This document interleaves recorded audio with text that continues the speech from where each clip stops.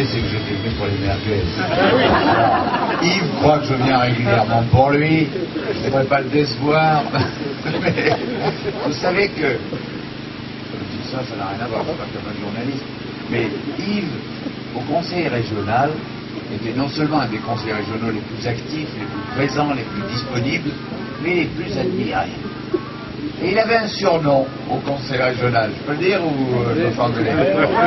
C'était Gigi Lamoros. Et je trouve que ça lui va quand même. Moi je vais vous dire, on va pas être très long, parce que d'abord, je vais vous dire, il y a les merguez qui attendent. Bon, il faut être sérieux dans la vie.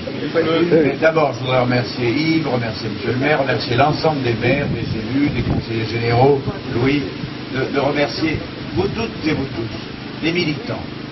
Parce que, au-delà de ce que dit Yves, faut-il, ne faut-il pas de primaire? Bien sûr que j'aurais pu dire, attendez, la légitimité du combat, c'est moi. La connaissance des dossiers, c'est moi. L'appréciation avec les militants, c'est moi. Mais au-delà de ça, bon, très bien, il y a une primaire, il y aura une primaire. Moi, ce que je veux vous dire surtout, c'est qu'il ne faut pas que nous nous divisions. Nous avons en Île-de-France 200 000 voix de retard sur la gauche. Il y a aujourd'hui 6 départements sur 8, et ici en Seine-et-Marne, vous le savez bien, à gauche.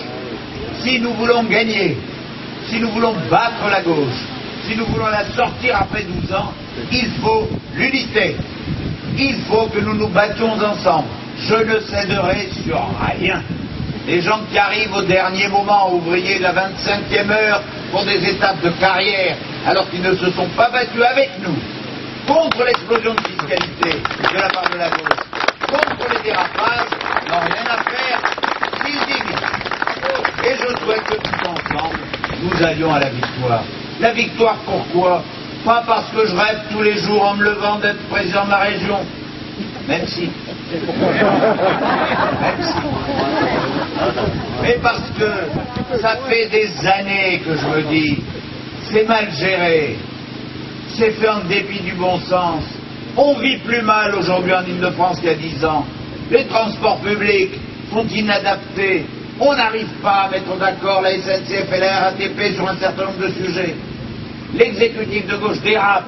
Tout à l'heure, Louis me disait, est-ce que tu vas revenir sur le ballon dirigeable? Non, parce qu'il y en a un par mois, un par semaine d'exemples où on dépense votre argent pour rien, n'importe comment en Île-de-France. Il faut que nous ayons une autre gestion. Ils ont demandé les impôts de 65% entre 2004 et 2007. Bien sûr, pas en 2008-2009, ils préparent les élections. Et dès 2010, s'ils sont réélus, vous aurez 50-60% de hausse à nouveau. Si la région ne fait rien, si le département ne fait rien, bien des réformes que nous lançons et que nous votons sont atténuées, pour ne pas dire dissipées, par les collectivités. Nous avons besoin, tous ensemble, de gagner. Je n'en dirai pas plus aujourd'hui. Moi, je souhaite, Yves a dit, c'est anormal qu'il l'ait pris là. Très bien, on l'a souhaité, elle est là, très bien. Mais je dirai les choses.